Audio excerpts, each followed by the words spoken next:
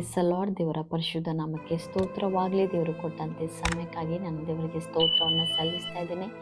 ಎಲ್ಲರೂ ಸಬ್ಕಾ ನಿರೀಕ್ಷೆ ನೋಡಿ ಕಾರ್ಯಕ್ರಮಕ್ಕೆ ನಿಮ್ಮೆಲ್ಲರನ್ನ ಆತ್ಮಿಕವಾಗಿ ನಾನು ಬರಮಾಡಿಕೊಳ್ತಾ ಇದ್ದೇನೆ. ಈ ದಿನದ ದೇವರ ವಾಕ್ಯ ಯೆರೆಮೀಯ 1ನೇ ಅಧ್ಯಾಯ ಅದರ 19ನೇ ವಚನ. ಈ ವಚನ ಹೀಗೆ ಹೇಳುತ್ತೆ: ಅವರು ನಿನಗೆ ವಿರುದ್ಧವಾಗಿ ಯುದ್ಧ ಮಾಡುವರು, ಆದರೆ ನಿನ್ನನ್ನು ಸೋಲಿಸಲಾಗುವುದಿಲ್ಲ. ನಿನ್ನನ್ನು ಉದ್ಧರಿಸಲು ನಾನೇ ನಿನ್ನೊಂದಿಗಿರುವೆನು. ಇದು ಯೆಹೋವನಾದ ನನ್ನ ಮಾತು. ಹಾಲೆಲೂಯಾ. Praise the lord. ಪ್ರಿಯರೇ, ಈ ಒಂದು ವಾಕ್ಯದಲ್ಲಿ ನಾವು ನೋಡೋದಾದರೆ ನಮಗೆ ಅನೇಕರು ವೈರಿಗಳು, ವಿರೋಧಿಗಳು, ಶತ್ರುಗಳು ಅನೇಕರು ನಮ್ಮ ವಿರೋಧವಾದ ಮಾಡಲು ಬರುತ್ತಾರೆ, ಆದರೆ ನಮ್ಮನ್ನ ಸೋಲಿಸಲು ಆಗುವುದಿಲ್ಲ ಎಂಬುದಾಗಿ ಇಲ್ಲಿ ದೇವರ ವಾಕ್ಯ ಹೇಳುವುದನ್ನು ನಾವಿಲ್ಲಿ ನೋಡ್ತಾ ಇದ್ದೇವೆ. ಹಾಲೆಲೂಯಾ. ಹೌದು ಪ್ರಿಯರೇ, ಈ ಲೋಕದಲ್ಲಿ ನಾವು ಜೀವಿಸುವಾಗ ಅನೇಕ ಜನರು ನಮಗೆ ವಿರೋಧವಾಗಿ ಎದ್ದೇಳುತ್ತಾರೆ. ನೀತಿವಂತರ ಪರವಾಗಿ ಅವರು ಇಲ್ಲದೆ ಸಲ್ಲದೆ ಇರುವಂಥ ಮಾತುಗಳನ್ನು ಏನೂ ಇಲ್ಲದ ಹಾಗೆ ಮಾಡಬೇಕೆಂಬುದಾಗಿ, ನಮ್ಮ ಮೇರೆಗಳನ್ನು ಕಿತ್ತು ಹಾಕಬೇಕೆಂಬುದಾಗಿ, ನಮ್ಮ ಒಂದು ಕಾರ್ಯಗಳು ಒಳ್ಳೆಯ ಕಾರ್ಯಗಳೇ ಅವರಿಗೆ ಇಷ್ಟವಿಲ್ಲದೆ ಅವ್ರೇನು ಮಾಡ್ತಾರೆ ಅಂತಂದರೆ ನಮ್ಮನ್ನು ಸೋಲಿಸಬೇಕೆಂಬುದಾಗಿ, ನಮ್ಮನ್ನು ತುಳಿದು ಹಾಕಬೇಕೆಂಬುದಾಗಿ, ನಮ್ಮನ್ನು ಇಲ್ಲದೆ ಮಾಡಬೇಕೆಂಬುದಾಗಿ ನಮಗೆ ವಿರೋಧವಾಗಿ ಅವರು ಕುತಂತ್ರಗಳನ್ನು ಕಲ್ಪಿಸಿ ಅವರು ನಮಗೆ ವಿರೋಧವಾಗಿ ಬಂದು ಜಗಳಗಳನ್ನು ಎಬ್ಬಿಸಿ ಕಾರ್ಯಗಳನ್ನು ಮಾಡುವುದನ್ನು ನಾವು ನೋಡ್ತೇವೆ.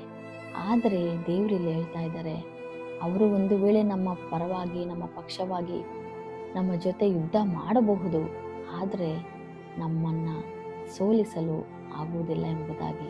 ಯಾಕೆಂದರೆ ದೇವರಲ್ಲಿ ಹೇಳ್ತಾ ಇದ್ದಾರೆ, ನಿನ್ನನ್ನು ಉದ್ಧರಿಸಲು ನಾನೇ ನಿನ್ನ ಜೊತೆಯಲ್ಲಿ ಇರುತ್ತೇನೆ ಎಂಬುದಾಗಿ. ಹಾಲೆಲೂಯಾ.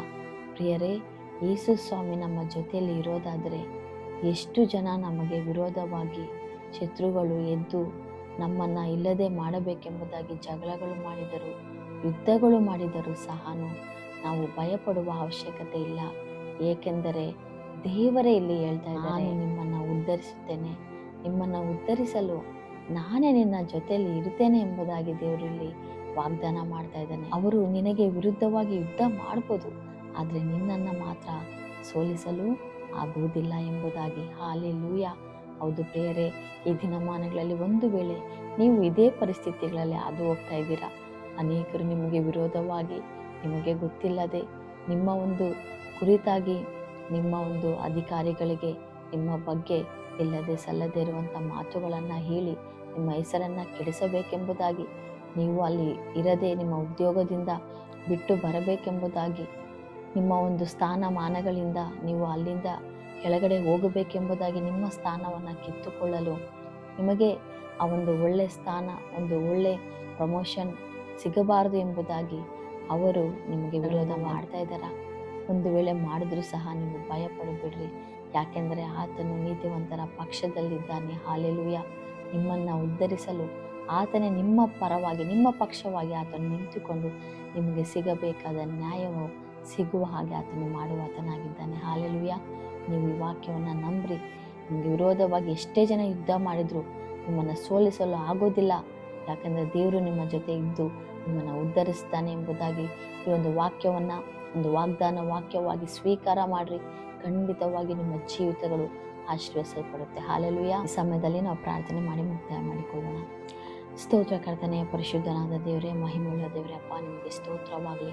ಹೌದು ತಂದೆ ಆದ ದೇವರೇ, ನಮ್ಮ ಪರವಾಗಿ ಅಪ್ಪ ನಮಗೆ ವಿರೋಧವಾಗಿ ಅನೇಕರು ವೈರಿಗಳು ಎದ್ದು ಸ್ವಾಮಿ, ಶತ್ರುಗಳು ಎದ್ದು ಸ್ವಾಮಿ ಅಪ್ಪ ಅನೇಕ ದೇವರೇ ರೀತಿಯಾದಂಥ ಕುತಂತ್ರಗಳನ್ನು ಕಲ್ಪಿಸಿ ಅಪ್ಪ ದೇವರೇ ನಮ್ಮ ಬಗ್ಗೆ ಇಲ್ಲದೆ ಸಲ್ಲದೇ ಇರುವಂಥ ಮಾತುಗಳನ್ನು ನಮ್ಮ ಅಧಿಕಾರಿಗಳಿಗೆ ತಿಳಿಸಿ ನಮ್ಮನ್ನು ಕರ್ತನೆ ನಾವಿರುವಂಥ ಸ್ಥಾನಮಾನಗಳಿಂದ ಕಿತ್ತು ಹಾಕಬೇಕೆಂಬುದಾಗಿ, ನಮ್ಮ ಆಶೀರ್ವಾದಗಳನ್ನು ಕಸಿದುಕೊಳ್ಳಬೇಕೆಂಬುದಾಗಿ ಸೈತಾನನು ಏನೇ ಒಂದು ರೀತಿಯಾದ ಯುದ್ಧಗಳು ಮಾಡಿದರೂ ಸಹ ನಮ್ಮ ಏಸಯ್ಯ ತಂದೆಯಾದ ದೇವರೇ, ನಿಮ್ಮ ವಾಕ್ಯ ಹೇಳಿದ ಹಾಗೆ ನಾವೆಂದಿಗೂ ಸೋತು ಹೋಗುವುದಿಲ್ಲ, ನಾವೆಂದಿಗೂ ಸೋಲುವುದಿಲ್ಲ. ಯಾಕೆಂದರೆ ಸ್ವಾಮಿ ದೇವರೇ, ನಮ್ಮನ್ನು ಉದ್ಧರಿಸಲು ನೀವೇ ನಮ್ಮ ಜೊತೆ ಇರ್ತೀರ ಎಂಬುದಾಗಿ. ಹೌದು ಸ್ವಾಮಿ ಅಪ್ಪ, ನಿಮಗೆ ಸ್ತೋತ್ರ. ನೀವು ಮಾತನಾಡಿದ ರೀತಿಗಾಗಿ ಸ್ತೋತ್ರ.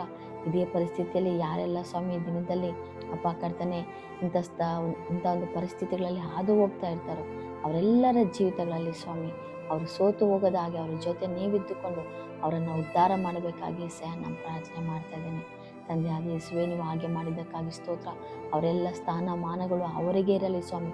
ಅವರ ಪ್ರಮೋಷನ್ಗಳು ಅವರಿಗೆ ಸಿಗಲಿ ಸ್ವಾಮಿ.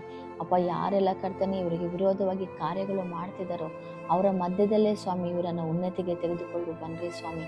ಗೌರವದಿಂದ ತುಂಬಿಸಿರಿ ಸ್ವಾಮಿ.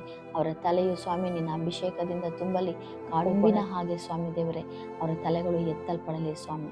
ದೇವ, ನೀವು ಹಾಗೆ ಮಾಡಿರುವುದಕ್ಕಾಗಿ ಸ್ತೋತ್ರ ಸ್ವಾಮಿ. ನೀವು ಅನುಗ್ರಹ ಮಾಡಿರುವುದಕ್ಕಾಗಿ ಸ್ತೋತ್ರ. ನೀವು ಉದ್ಧರಿಸಿದ್ದಕ್ಕಾಗಿ ಸ್ತೋತ್ರ. ನಮಗೆ ಜಯವನ್ನು ತಂದು ಕೊಟ್ಟಿದ್ದಕ್ಕಾಗಿ ಸ್ತೋತ್ರ. ನಜರೇತಿನ ಯೆಸಯ್ಯ ನಿನ್ನ ಅಧಿಕಾರಗಳ ನಾಮದಲ್ಲಿ ಪ್ರಾರ್ಥಿಸಿ ಬೇಡಿ ಹೊಂದಿದ್ದೇವೆ ತಂದೆ, amen. Praise the lord. Prayer, ಈ ಒಂದು ವಾಕ್ಯ ಸಂದೇಶವು ನಿಮಗೆ ಆಶೀರ್ವಾದವಾಗಿದ್ದರೆ ಇದನ್ನು ಲೈಕ್ ಮಾಡಿರಿ, ಸಬ್ಸ್ಕ್ರೈಬ್